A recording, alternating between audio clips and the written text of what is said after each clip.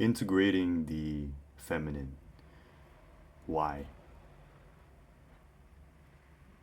On the previous video, I explained what it means to have the integrated man have a balance between both the masculine and the feminine. But I want to dig a little deeper into the feminine aspect of life and how the universe balances itself out. With that same duality present in our own lives as humans, the feminine aspect is one of reception. One receives. And some of you might disagree with this. However, the point I'm trying to bring home here is that the way that a man integrates the feminine aspect is by receiving intuition, receiving cosmic intelligence, downloading that from, you could say, the heavens, from the universe. That's why when you have a high caliber conversation, not only by frequency, but by virtue of being in someone else's presence, who also exudes characteristics of high intelligence or of a high frequency, and also pleasant and contentful conversation. Somehow, when two or more people collaborate within a conversation, it's much easier to come up with certain solutions because you are receiving, you are integrating all three of your mental spaces into one, which attracts more energy, which also attracts topics of depth, of higher intelligence.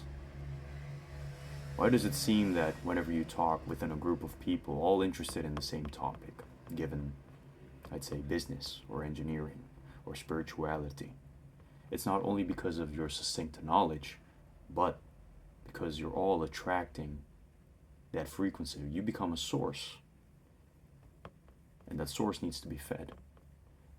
And that cosmic intelligence is being fed through that mental space to you. That is one way how we integrate that feminine aspect. But it's not only intelligence, it is also emotion. Not receiving emotion, but rather being able to discern what the subtle energies are of the people around us. You might know somebody or some people who are very great or very adept at reading people simply through body language or through vibes, as the generation now says it. I say it too.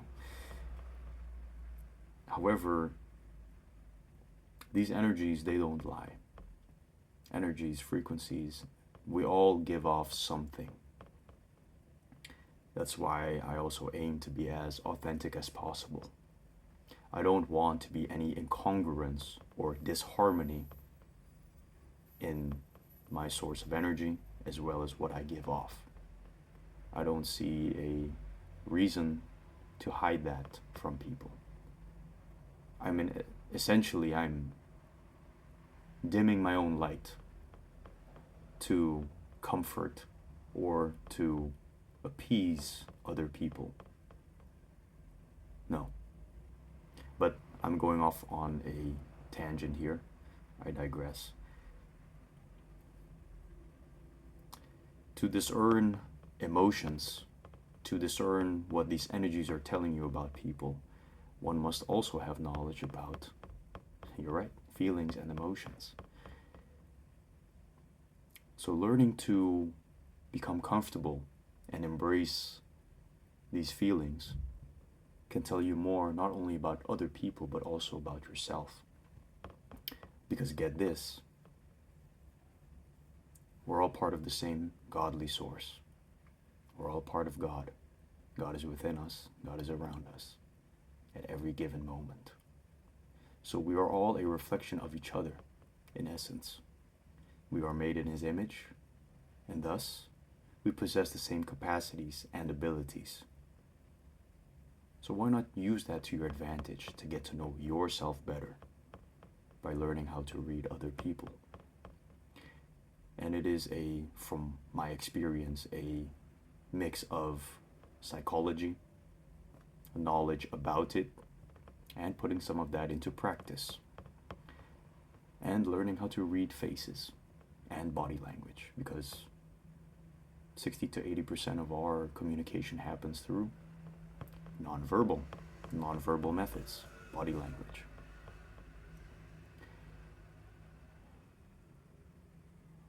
And in the way it has helped me to navigate through life now,